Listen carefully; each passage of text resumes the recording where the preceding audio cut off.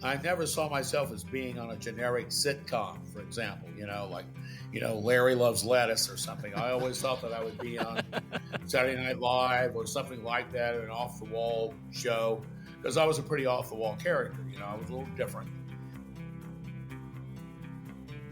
Hello and welcome to the Not Ready for Primetime Project. We're Gary Seath and Brad Robinson. And you're not. This week on My SNL Story, Brad, who are we talking to?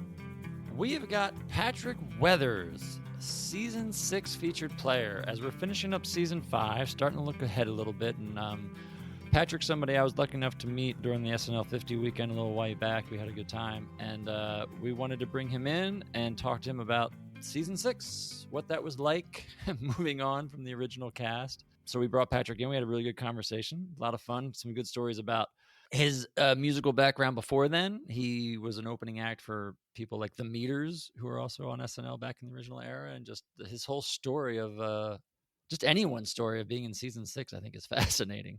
And Patrick's a great storyteller. He likes to tell stories, and he tells a great story. So it's a lot of fun. He's a hell of a storyteller. If you can ever find yourself at the end of a bar next to Patrick Weathers, you are in a good spot. That's right. That would be a fun spot to be. Well, I really enjoyed this conversation. I'm sure everyone that listens to it will. So enjoy this conversation with Patrick Weathers. It was fun. It's a lot of fun.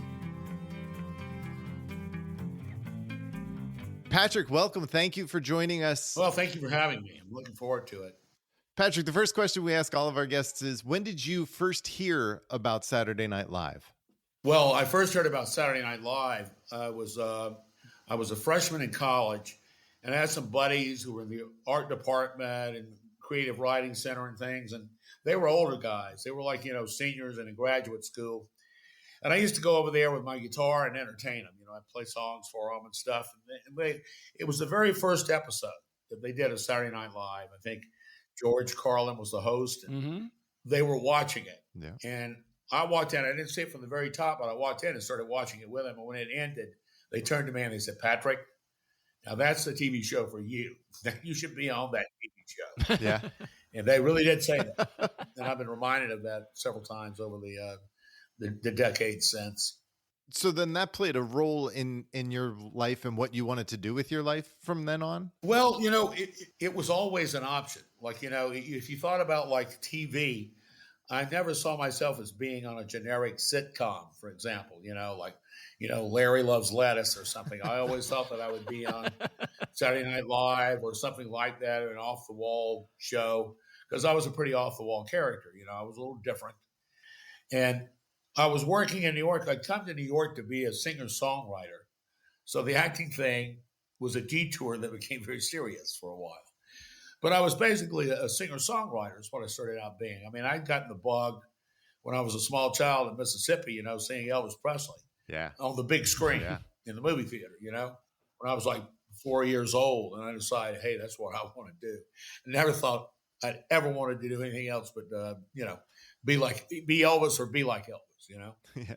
That looked like a fun job. And so I got to New York one day, and that night we went to Jimmy Ray's up in the theater district where a buddy of mine was bartender.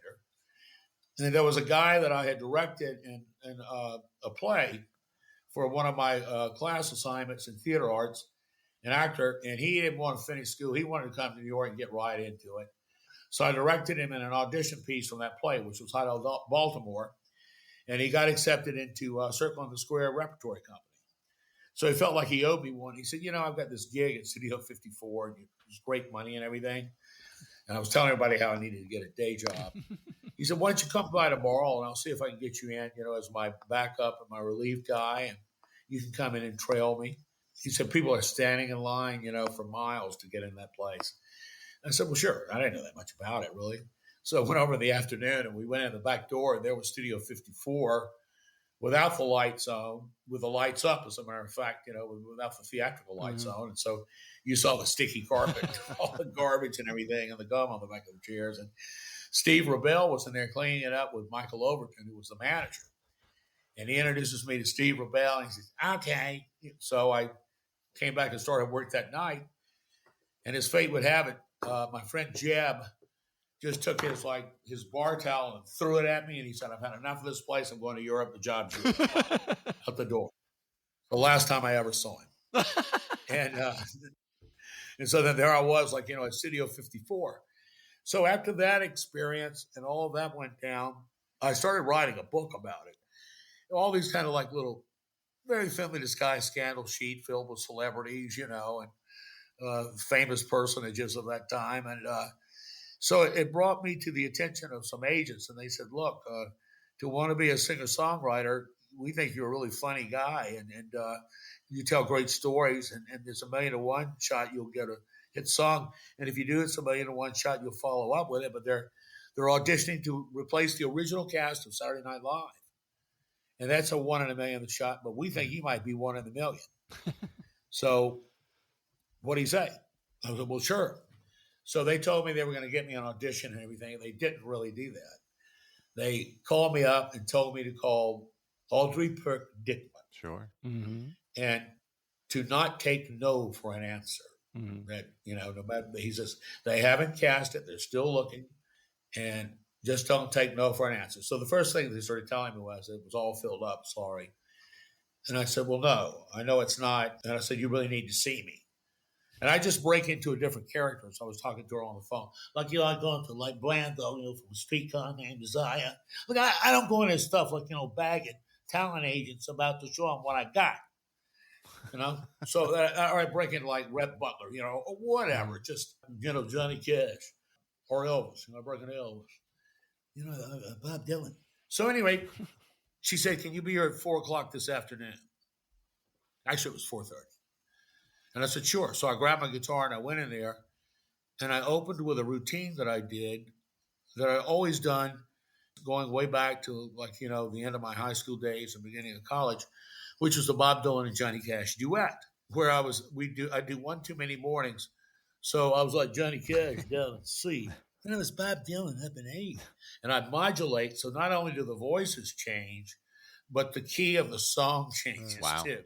But it modulates in sixes, so it works out musically. Mm-hmm. And people are like, "Wow, how is he doing that?" And it was because the modulation, made a really distinct switch between just a facial expression and a posture and an intonation to a complete key musically. So it kind of worked out. And I did that, and I think that got me the part. It got me to the 21 finalists anyway. I want to ask about that before we get into the audition proper. You have a musical background. As you said, you were a singer-songwriter. You were down in New Orleans. Right. You actually have a little bit of an SNL connection because you used to play with the Meters back in the day, right? That's correct. I didn't play with the Meters. I was the opening act for them. You opened, right. Right. But they're still really good friends. It was like Zig, for example, plays on my records, the drummer. And at that time, it was Professor Longhair. They were playing backup for Professor Longhair. So it was a pretty fun time, in New Orleans for all that kind of stuff. And so I got in at the tail end of that. I was younger, and that was kind of going on when I was in college.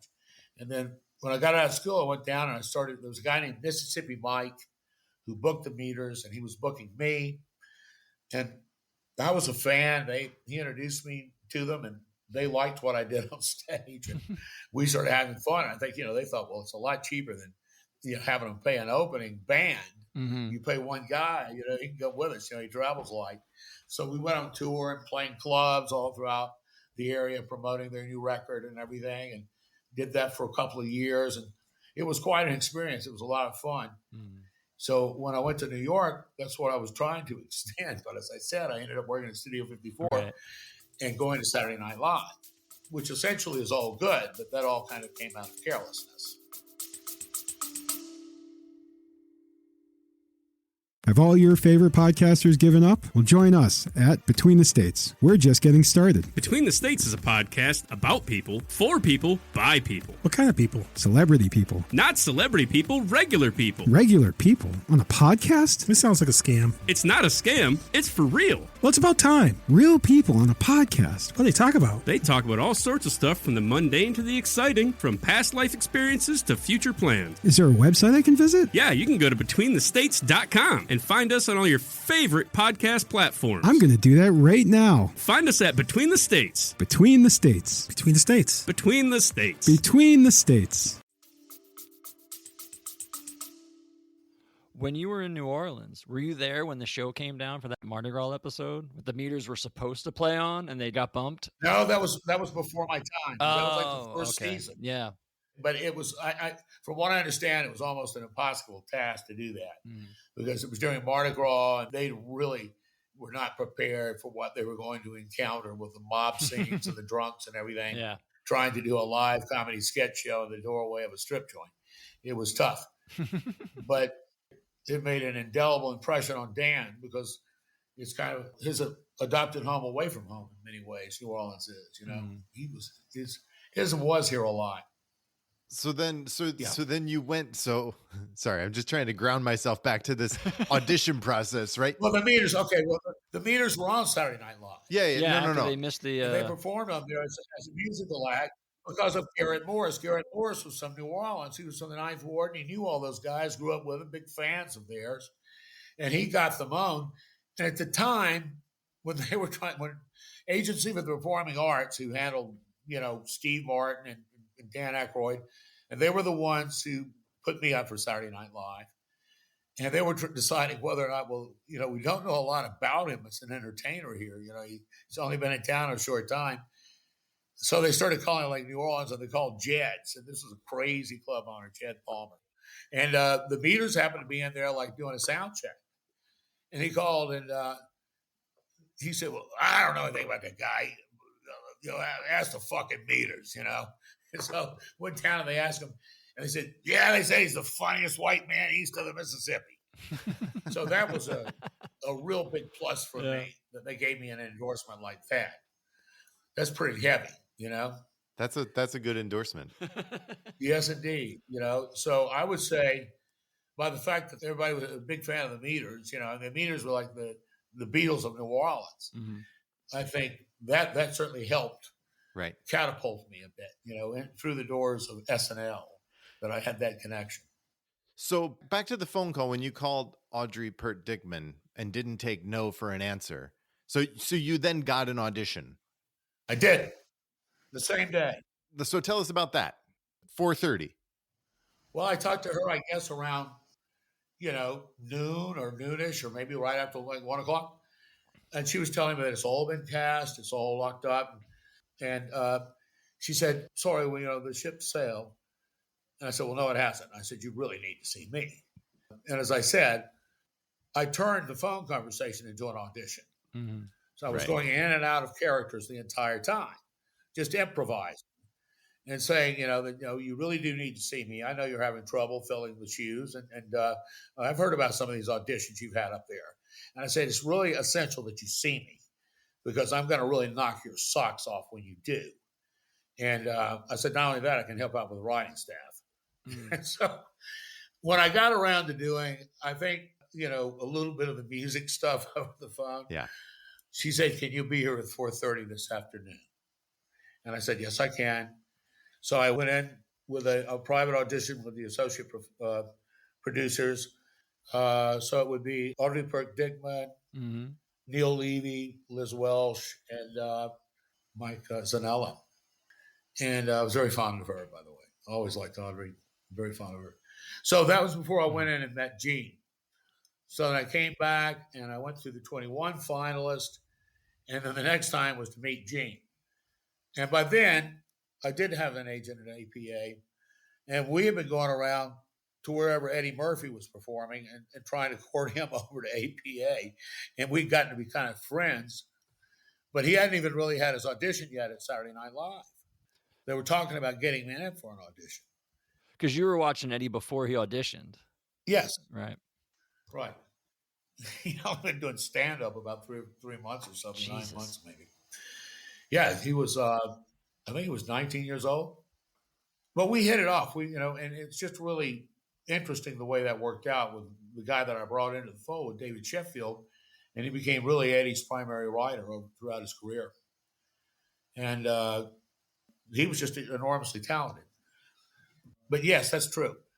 And so then I went in, and there were 21 finalists. And these guys had come in from LA who were with APA. There was Mike Binder, who was one of the guys. Oh, no way. Binder was there? Mike Binder. You know Mike Binder? Yeah.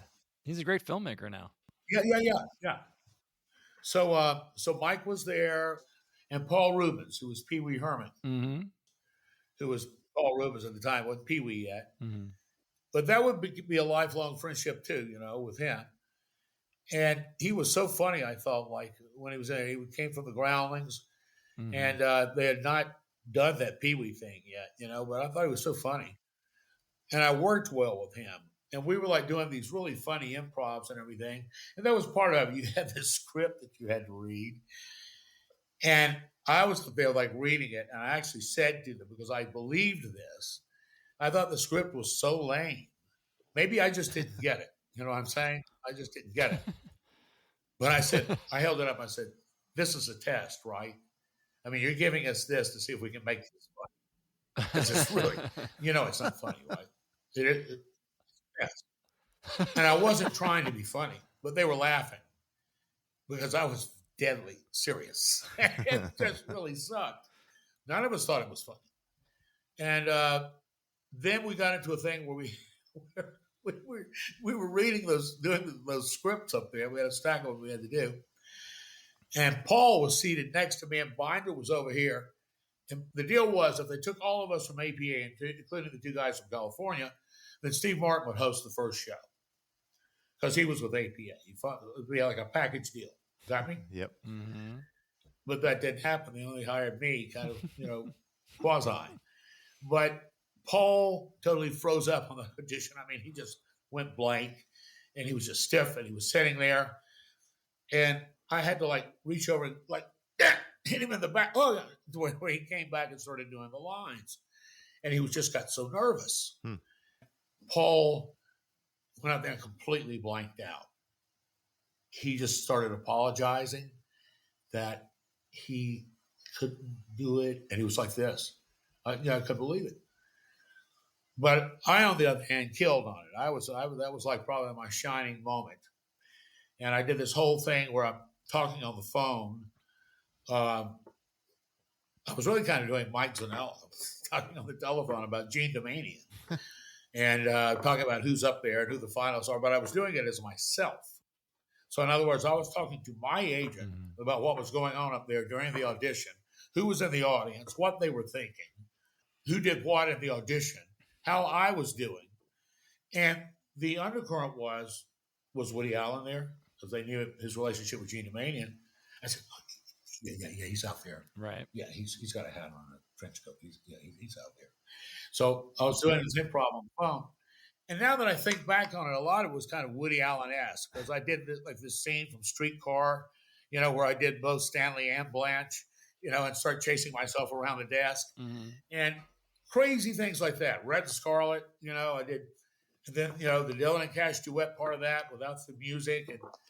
And it was quite a tour de force, I think. It was probably my best moment on the stage at 30 Rockefeller Plaza. It's a good time to have your best moment. Yeah. And Woody Allen apparently went in, according to Neil Levy, and just told them all. They said, you've got to hire that guy. He's the most talented one, and his writer or whoever, set the scripts up, hire him too. And that was David Sheffield. Right. That's cool. So that was, ancient history. But looking back on it, that's how it went down. So Woody gets you on the show. You get the Woody blessing. Woody blessing, yeah. What is that like? What is the vibe of the show going into season 6? Everyone's obviously aware you're replacing the original cast. What is the vibe inside the studio trying to start this new season? Well, they had been there. A lot of them had been hired before me, Mm-hmm. A lot of the writers and things have been there trying to come up with stuff since the middle of the summer. Mm-hmm. And I felt extremely excited about it. I was thrilled. I thought that this was the opportunity of a lifetime. And I was so happy that I was in New York and I was at Saturday Night Live and all these great people had been there before me, and now I was going to get a shot. And there were a lot of people walking around like, Gene doesn't understand humor. And I was like, well, so fucking what? Show her how it's funny. Teach her how it's funny. Yeah, be funny. And they're like, And it was always this rapid competition with the writers and everything. And the bottom line is, before I even appeared on the show, I was a featured player, and I couldn't go on for the first 3 episodes. And so was Eddie Murphy, by the way. I co-wrote the cold opening for the first show, which I thought was hysterically funny. I still do to this day. And, of course, it was scoured. You know, they hated it in the press because I think they had pre-written ideas of what they were going to say critically about the show because Jean Doumanian was the producer. Mm-hmm. And she was not a real heir apparent to Lorne. She was not a man. And she was Greek. So I'll be honest with you. That's what I think. Yeah. And I thought that first show that we did, which was just humored, critically, I thought it was really funny. It had a lot of very, very funny moments. I think it's some of the best writing the writers did all year. And when we were there, within the confines of the show, we all thought it was funny. We thought we had a hit, except for a couple of the more radical people who came in, were more attached, I think, to the old cast. And they didn't produce anything for that show. They had nothing that went in it, even though they were on the staff. And they were kind of already protesting it, the show, before the show aired. And they were not happy, but the rest of us were thrilled. We thought it was really funny. And then it got slammed critically. And I think with that, I think the cast, the writers, Jean to a degree, although she never gave up fighting. She kept trying the entire time she was there. She worked hard and fought hard. And I think they lost their nerve. I think when they lost their nerve, they lost their footing. Mm-hmm. And it just really never got back on track. Mm. And now, having said that, I'm proud as hell that I was on that season. Yeah. Because I think it's like it's become really iconic. Certainly more iconic than some of the lesser seasons that surrounded it that nobody can remember. But they sure as hell can remember that one. Mm-hmm. So let's just talk about that season and kind of, like you said, you came on later than some of the other writers that had been there for a while. What was it like for everyone trying to, gel? What did you become like a cohesive unit putting the show together, or were there? No. People wandered off into kind of like little cliques, Yeah. So you had this group over here, kind of this group over here. And there were certain things that they tried to give a presence of being cohesive about, but I don't think they ever really were. It was never really a team. Mm-hmm. You had little teams that popped up here and there. But from my understanding, it's kind of what the old show was like too. Right. But I think my great moment there where it really did become co-work. And I'll tell you, I learned a lot from being fostered and mentored by Brian Doyle Murray. Now, that was a real plus for me to be able to work with that guy. Yeah. And, of course, he had come out of Second City, and we had Dale Close. Dale Close came in and became our coach, the founder of Second City. And, man, you're talking about, like, not just beatniks. You're talking about, like, ancient bungos. You're talking about way back, on the road, Jack Kerouac type stuff. And when I did my Ravi Shankar sketch, Ravi sings love songs, he told me, he said, that was our code word in the village back in the 50s for marijuana. So if you wanted marijuana, he said, hey, got any Ravi Shankar? Which I thought was interesting. But it was that was a sketch when I did the Dylan sketch of that show. It was a solemn time because John Lennon had just been assassinated, been killed. And, the show had been panned. So it was kind of a downer at that time. But that was really a highlight because you had David Carradine came on. And all they could think about was Kung Fu. Right. They didn't understand that he had just played Woody Guthrie in Bound for Glory. And had been critically acclaimed and had an Oscar nomination for that. Because I don't think a lot of them would know who Woody Guthrie was, or that his autobiography was called Bound for Glory. I don't think that they knew that. I don't think they knew the illustrious acting family that David Carradine came from. Right. I think they just knew him as Kung Fu. And, he was just like Everything's kung fu. Well, when I went to him with that, he just lit up. Mm. He loved it. And standing right next to me was Brian Doyle and David Sheffield. So they were all seduced into doing my idea. And Brian taught me, he said, that's what you've got to do. You go and you seduce other people in on your idea. And that's how you get it loaded up and you get it powerful and you get it on the show. Had you been sitting on that for a while? The Dylan impression? Just No. kind of waiting? No. It came to me. No, we went through a whole writers' meeting in there, where, I had a line like grasshopper, it was like, Right. It was all this kung fu stuff, kung fu and grasshopper. And it came to me after, and I went over, I was telling David Sheffield about it. I said, we ought to do this thing. I could do Dylan, and he's visiting him at the Greystone Hospital in New Jersey, the ailing Woody Guthrie, and it's like everything he says to me in the course of the conversation is a title or a lyric from a later, famous Dylan song. Yeah. And I'm ripping it off with a piece of paper taped to my guitar. And he's got a piece of, his piece of paper taped to his guitar that says, "This machine kills fascists." And I've got a piece of paper taped on my guitar that says, "This one kills them too." And he just, Dave was saying, go talk to him right now. Go talk to him. He's saying there's too many kung fu sketches. Yeah. So I went over, I started telling it to him, and he was like, yeah. He was like, that's a great idea, man. He said, I could have like a Hawaiian lay over the end of my bed. I can say to the nurse, lady lay across my big brass bed. So we didn't use that, but he was right there with us, and it just exploded. And we worked on it all week. It's all he wanted to do. And I walked with him down the hallway. We'd work on it when he was going over here to work on this or going to hair and makeup or going over here. And we walked along just working on it the entire time. And I stayed friends with him till the day he died after that.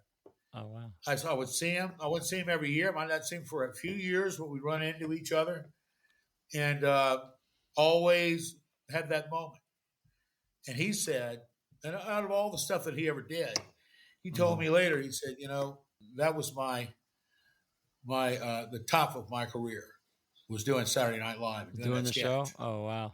Yeah. He said, doing the show. But he said, especially doing that sketch, I should say. I mean, that sketch is the highlight of that episode. I mean, it is. It's a great sketch. It's really smart. You wrote that. You said that you wrote that with David and Brian. You guys put that together because it's such a well-written sketch. Well, David and Brian and David Carradine, Sheffield, David Carradine, and Brian Doyle, yeah. And it was primarily my idea, but I mean, everybody contributed to it. Right. But I knew that I was a Dylanologist. I was a big Dylan fan, and just like I knew about Elvis and Johnny Cash, and could conjure something up like that was pretty real. And I think it was so real that when you see a complete unknown, the beginning of that sketch is the beginning of the Saturday Night Live sketch of that scene, I should say. When he visits, what do you got for the Greystone Hospital? "Excuse me, Mr. Guthrie." Same opening line. I well remember, though, Sheffield and I had written this other sketch. It was called Mutually Almost Mild Kingdom. And it was basically in search of the Black Republican, because they had all been Republican during the time of the war between the states and afterwards, but not anymore. Now you couldn't find a Republican in those days, or everybody was Democrat. And Eddie really he loved that sketch and wanted to do it. But the clause was, because we were featured players, he couldn't be in a featured sketch until after the third episode. And they hired the guy to do his part, which was crazy, in the sketch. And we're sitting there on this ottoman, the circular thing. And this guy that they'd hired was not funny at all. Sheffield wrote it. So they kept kind of cutting the part down. Everybody kind of talked around him. Yeah. And he didn't have the punchlines anymore. And Eddie was like, "Oh man, so this is what you do as a featured player. You sit on the couch." Oh, yeah. That's the Malcolm McDowell episode, right? I think it might have been. Yep. Well, the one that got such a bad acclaim on the Malcolm McDowell episode was the open season on commies. Oh, right. And that was one after they had a shootout between the Klan and the CWP in North Carolina. And it was a horrible thing. But it was kind of like the CWP went down and they put all these posters up challenging the Klan to a gun battle. And then the Klan weren't even there. They came in from somewhere else and they shot each other, and it was a horrible thing. But they tried to make it out, like blame the people in North Carolina that they had open season on commies down there, and that's not what it was about at all. And a lot of people were offended. I think they got the biggest batch of hate mail ever for that particular episode because of that particular sketch. But I spent a lot of time by talking to Malcolm McDowell when he did host the show. So I spent a lot of time talking with him. He was really a nice guy. And I enjoyed talking. He was from Liverpool. And he was staying with John Lennon and Yoko Ono. And this was only about 2 weeks before John Lennon was murdered. Wow. So it was pretty strange. And I did a John Lennon, and wanted to do John Lennon. But I think Charlie Rocket did one too. But Malcolm McDowell ended up doing it, because he was Malcolm McDowell. Right. And it wasn't a real funny sketch, but he did it anyway. And he was like, when the Beatles would play the Cavern Club, he was their buddy. He was the actor. So they get him up on stage to sing a song with them.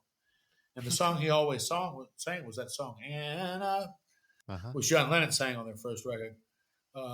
Da-da-da, set you free, da-da-da-da-da, go with him, Anna. It's a pretty song. Yeah.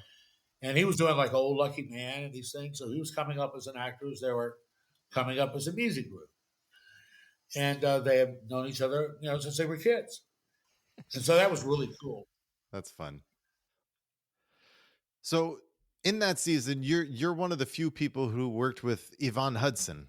And this was the only season that she was credited as a cast member. She was, like yourself, a featured player, right? Yeah, she had been on the show for a few years. What was it like working with her?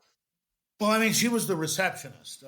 When you went to the floor, you walked in, she was behind, a podium, a desk or whatever. She greeted you, to the floor. Right. And I think they had been using her doing like extra work and maybe like, little under fives here and there, filling in, not really in the cast over the years. And I just think that they felt obligated after all that. She had done all that she had a legacy. And they thought, well, she's earned it. She should have a shot. Okay. So they made her feature player. Even though she didn't do anything, I don't think. No, I don't think she did. Okay. Well, I ran into her, a few times after the show. Just coincidentally, I ran into her a few times, and she was always like, hey, she was like this, like talking to me, but was always like a little nervous, like she didn't want to really get into anything or talk about anything she was doing.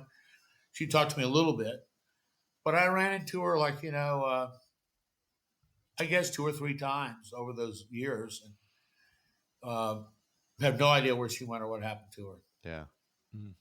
No one does. She's like the white whale of SNL. Like everyone's like, that's the person who because she just disappeared and no one has any idea. It's fascinating.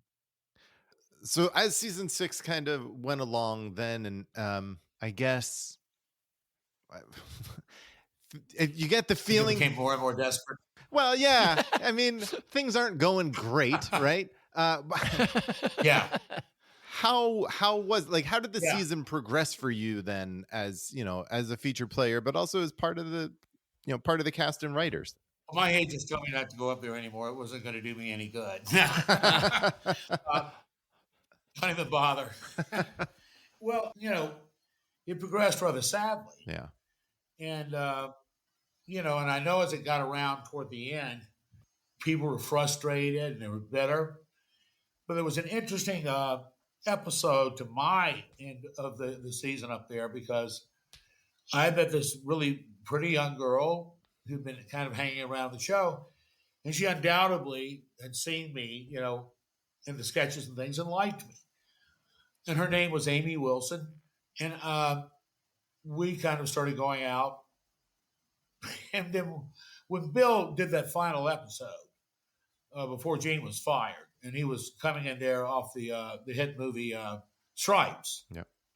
And it was kind of a vindictive return for him, too, because I think maybe Davey Wilson and some of the guys had given him a hard time, trying to make it in the cast, and he wasn't coming off quite yet.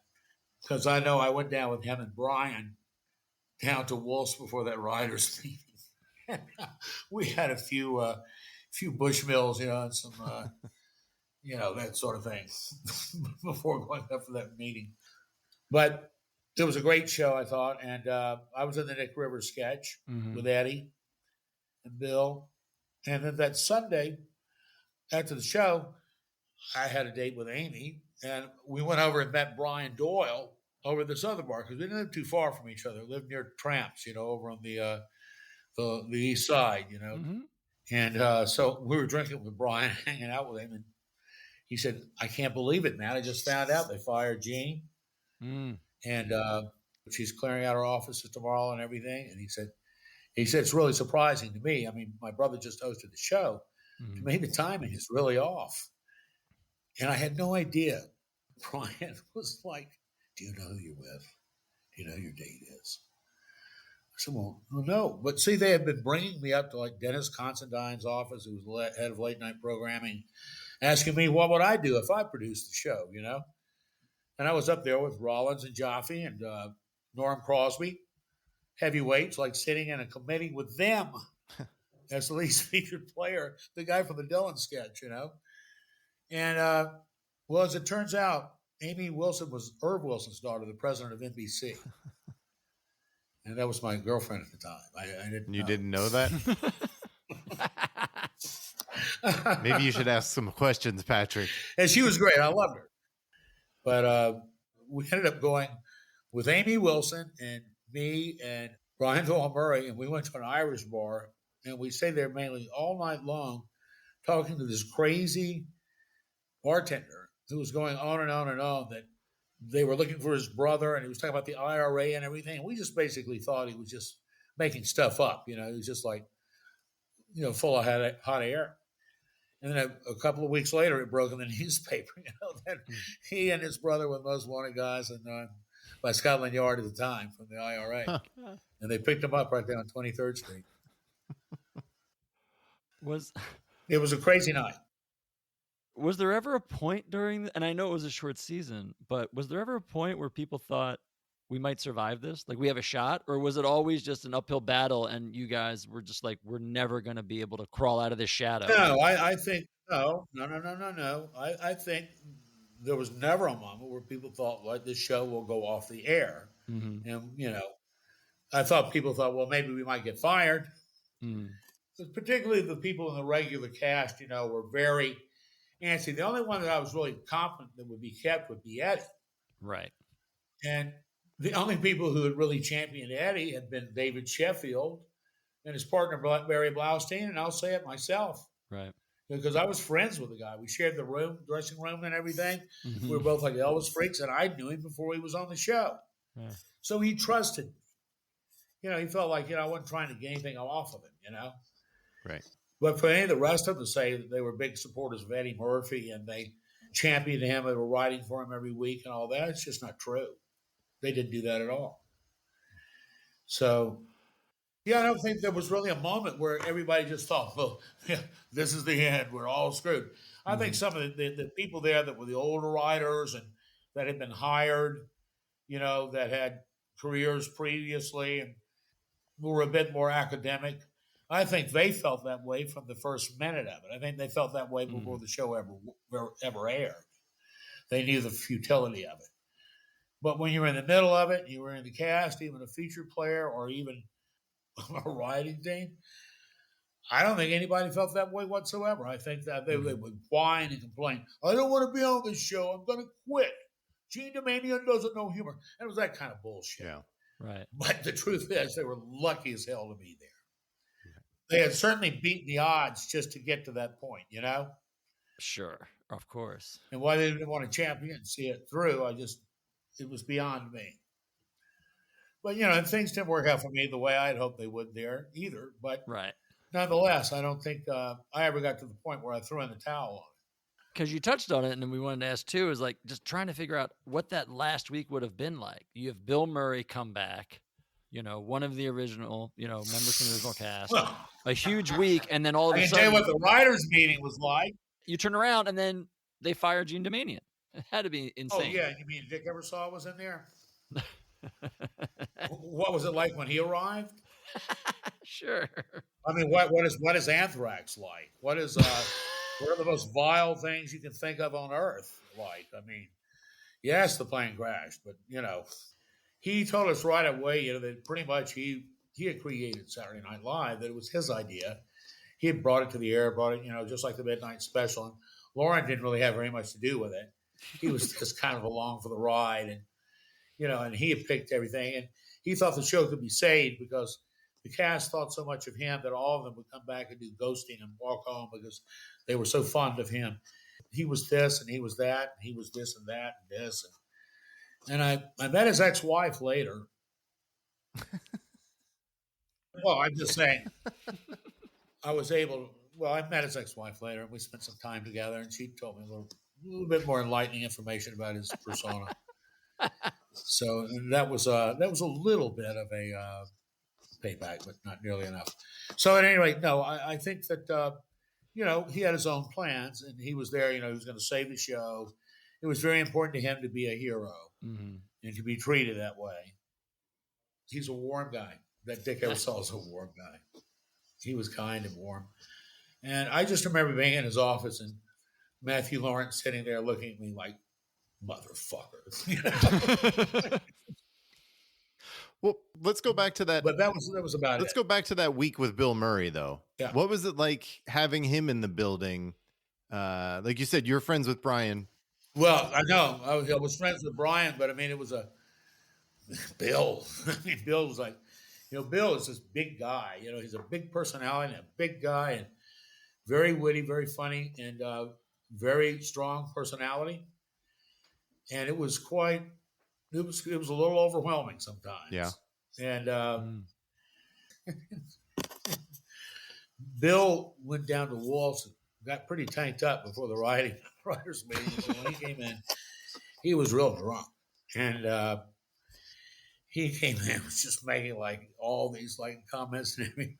And Charlie Rocket said, "No, I'll come on and start to do the news. And you come out and you tap me on the shoulder. And you say, 'Excuse me, I believe this is my job.'" And Bill was like, "I've heard those jokes. I don't know out there with that." It's like, forget that. And then Davey Wilson was kind of sitting there, and Bill was obviously drunk, and Davey Wilson did his same way, he grimaced and put his head down. Oh, no, this kind of thing. The next thing I knew, he tackled Davey Wilson, knocked back the entire row of movie theaters, the seats that he was on, and he held him down with his knees, and he said, "Davey Wilson, you fat son of a bitch. You never thought I was funny with the 3 years I was here." And he says, "Well, do you think I'm funny now?" And he started tickling him, goosing him up on his ribs. And he's screaming, laughing. He was real ticklish. And he knew he was ticklish. And he kept goosing him. And then he got up and kind of lumbered over to Jean Doumanian's desk. He grabbed her around the waist and kind of started goosing her and lifting her up. And the pads on her Halston dress were kind of flapping up and in. It was a crazy scene, let's say that. But it was funny. And I think everybody had a good humor about it. And it was like living theater, So it was a bit crazy, but I think, Bill, when he was doing the sketches and everything and all that, and reporting for duty, he was totally professional. I mean, he'd been doing it forever. And I don't think anybody expected that would be the last week of Jean Doumanian, period. There was always talk that she was going to go. Oh, they're planning it. They're going to replace her, yada, yada, yada. But I don't think anybody thought. They didn't think it was going to be that week. We wanted to ask you about Jean. She's gotten a pretty bad rap over the years for her role as producer. And just wanted to get your take as somebody who worked with her. Like, what was it like working with her? What were your thoughts about Jean? Well, I think when you talk about somebody's process and when you talk about personality or qualification for a job, you have to look at the end results of that job. And it's like whatever you say about Jean Doumanian, she did discover and she did present Eddie Murphy, who became by far the biggest star in the history of Saturday Night Live. As far as iconoclast, box office, cultural influence, whatever you want to name it, highest paid. Now, not forever, Sure. but during his reign. Yeah. Yeah. But I think you have to look at that. And she not only gave the world Eddie Murphy, but she hired my friend David Sheffield, who became head writer of the show, and was there for all the best moments, which were a lot of them were Eddie Murphy moments, of the Dick Ebersol tenure and reign. So that was important too. Yeah. Mm-hmm. So I mean, you have to look at what she contributed that came out of that season, compared to maybe some of the other seasons. Yeah. That nothing came out of. Sure. Things that were just went away. But yeah, I think when you look at Jean Doumanian and you think about what she did, you know, and the rap that she gets, I don't think it was her fault that some of the show was unfunny. I mean, inevitably, I guess it would be. But I think that it was the beginning of political correctness. And I think that really that first review, that first batch of reviews that came in, that first show, stunned a lot of people. They were not used to that kind of ridicule. And I think it stifled them creatively. I think it threw them off balance. And I think they lost their nerve. And to write something like Saturday Night Live, you got to have nerve. I mean, if you don't have any nerve, you can't take chances and be funny and risk insulting people and get right up to the point of crossing the line, you know, and not cross it, but get close, you know, and trek where no one's ever trekked before, and make it, cutting edge. And I think just a lot of people who were talented lost their nerve after that. I really do. I think it affected them. They didn't want to be thought of as bad people if they wrote something. And they had written things that there were a couple of sketches in there that they had gay jokes in there, you know, which by any means during the height of wokeness would be considered homophobic. I'm sure it would be. Right. Mm-hmm. It's just like people talked about that season after that when I did the Ravi Shankar Sings sketch, which I based that upon this Jim Neighbors sketch. He played Gomer Pyle on the Andy Griffith Show. And like, God, Andy, you know, that kind of thing. But then he'd come out and go, had this classic voice. And he could sing remarkably well. And he had a whole different persona when he sang. And so they were marketing him as, loved by countless millions as Gomer Pyle. Now America's favorite funny man sings America's favorite love songs. And to me, the absurdity of that was that he was a comedian, you know, a hillbilly comedian. And then that was parlayed into this great kind of almost Robert Goulet-like singer. So I want to do the same thing with Ravi Shankar. He was a sitar player, Right. Mm-hmm. classical sitar player, but now he sings America's favorite love songs. And we mix in the Monty music, you know, with a sitar bed over it, you know. And I guess, you know, he's singing his Indian accent. I guess that's reinforcing a stereotype to a degree. But the comments were always about that I wore brown makeup. Well, I didn't put the makeup on or assign it to myself. I mean, it was part of the makeup that were the choices of the makeup artist. And our wardrobe person at the time had been Ravi Shankar's actually wardrobe person on the road. She was the head of wardrobe for Ravi Shankar. So she had some of his original Serapis and things that I wore to help create the character. And I certainly didn't mean anything offensive to Indian people or Ravi Shankar about it. The joke was he was Ravi Shankar, a great Indian sitar player, and now he's singing Glenn Campbell songs. That's the joke. That's funny. Right. That's what was funny. It wasn't funny because he was an Indian. Right. It was funny because great classical Indian sitar player sings Glenn Campbell, like, you know, Wichita lineman and that green grass of home. It's so absurd. And there were a lot of things like that around at the time, but it just took it to another level. And it didn't really work. It went on too long. And Davey Wilson had a theory that any music joke that was just a music joke that ran over 45 seconds died. It couldn't survive long after that. And I think it was a minute and a half long. So it was probably just long. But I've got to hand it to him. Like, there was cooperation there because Joe Piscopo went along with it. He played the announcer for me and did the announcer's voiceover for my featured slot. And David worked with me on the sketch. And Hal Wellner was wonderful coming in and helping me out with the music, you know. And bringing a guy in to play sitar over the Monty Python music tracks. He was Yeah. really all into mixing that, you know. And Well, bringing it back to you, that season was so short, 4 months. It just had to be a whirlwind, start to finish, just to be a part of that. Just can't even imagine how that was for you.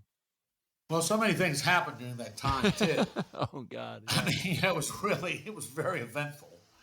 The ins, the outs, you know. Of course, I mean, it was like, at the time, if you were around and you were of a certain age, the murder of John Lennon in New York was almost like the Kennedy assassination. Right. And that was like smack dab in the middle of it, right before the Christmas show. Right. And you had just had Malcolm McDowell host the show, and they were staying with them. And there was all the talk over there on the floor that John Lennon might possibly do an episode, but he wanted to host the show and have Yoko be the musical guest, and that was a little controversial. I don't know if that was going to work out or not, but it was quite an energetic time. Mm-hmm. And I had friends from home that came up there, very close friends, who also participated in the show and were hired on the show and wrote for the show and were successful with it. And then, I was not. So it became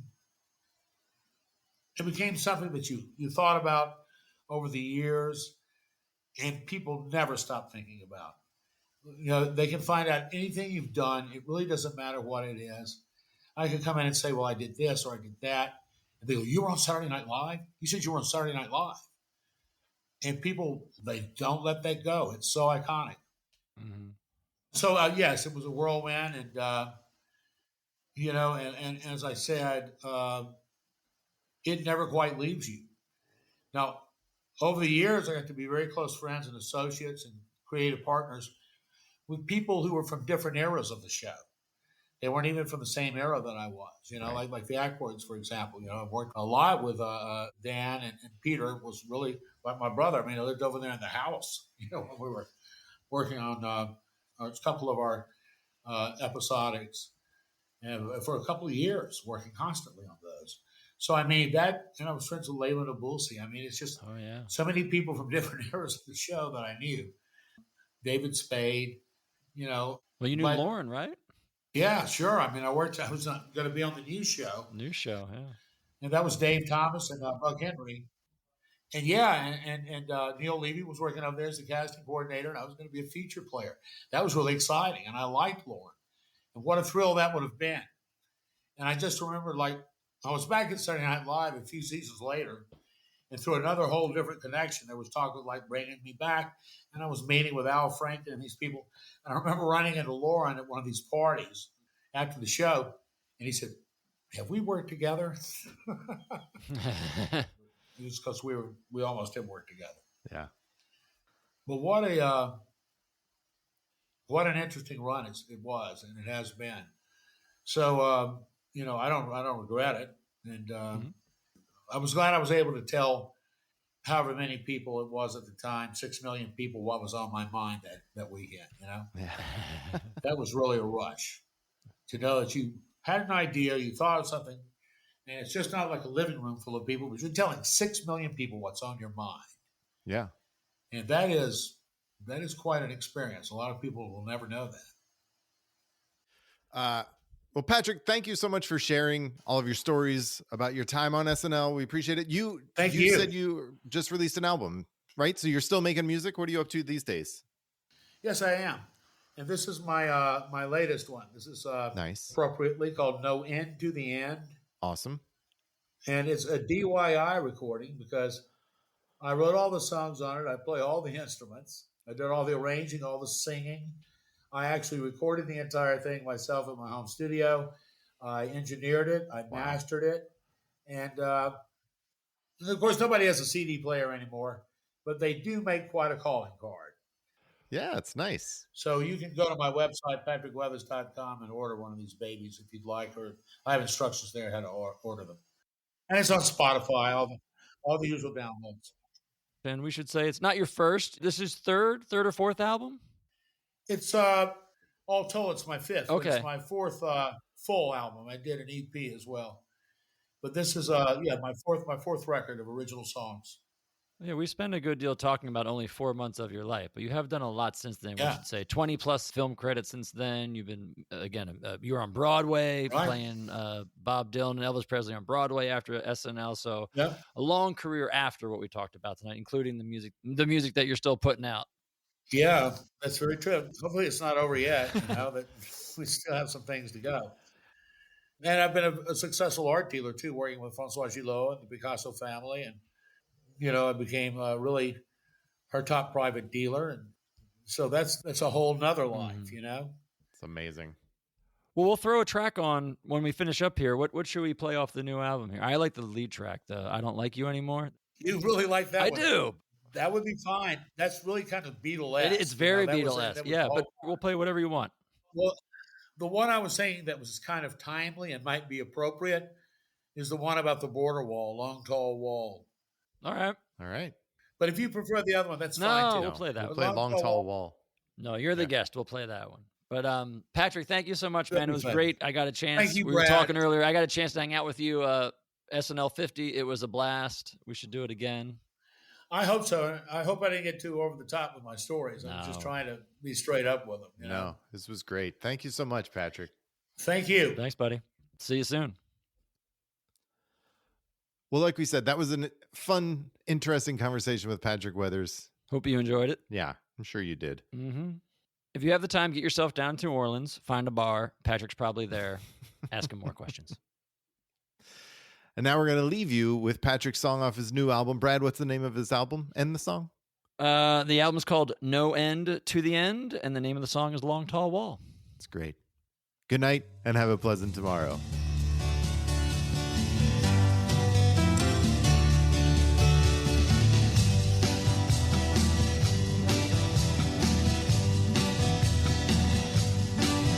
It's a deep sea to sail.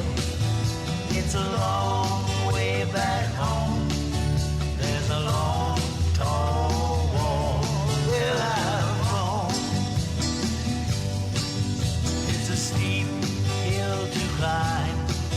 It's a long way back home. There's a long, tall wall where I've grown. I miss Juanita. She's really a bore. She makes you feel as if there's no border at all. No border at all.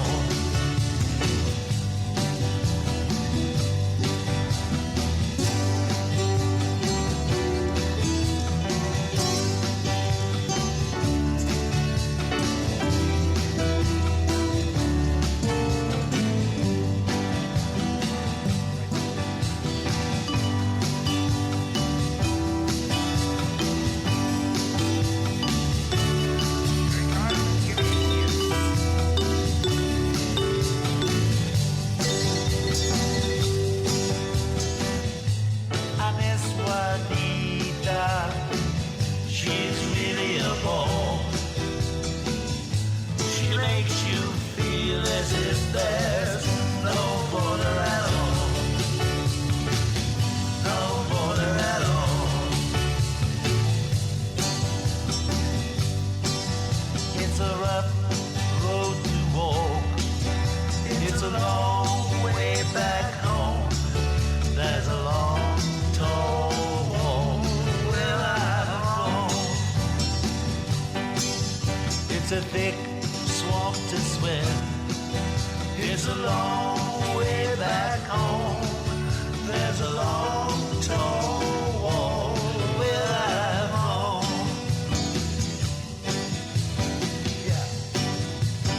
Hey! Thanks for listening to the Not Ready for Primetime Project. Look for us on social media everywhere at NR4PT Project. And please drop us a line to let us know what you think of the shows, and frankly, because we're kind of lonely, at nr4ptproject@gmail.com. Please remember to rate and review wherever you watch and or listen to the show. Thanks for listening. Good night, and have a pleasant tomorrow. Brad, why do you do this? Do you do this to hurt us?